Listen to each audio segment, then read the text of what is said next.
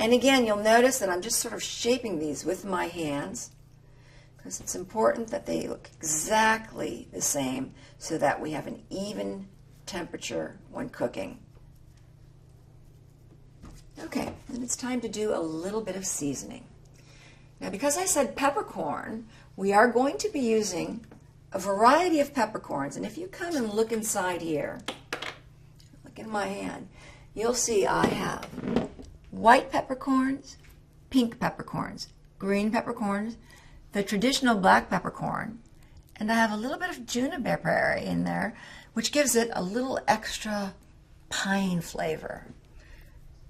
Really lends a lot of earthiness to the meat.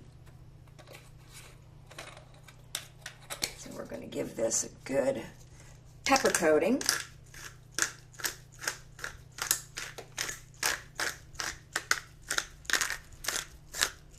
And a pepper coating on our second one.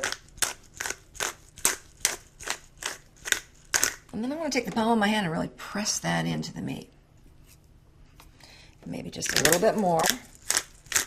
Because remember, we're making a peppercorn sauce. And these peppercorns are going to be the base of our sauce. And then, always, salt the meat.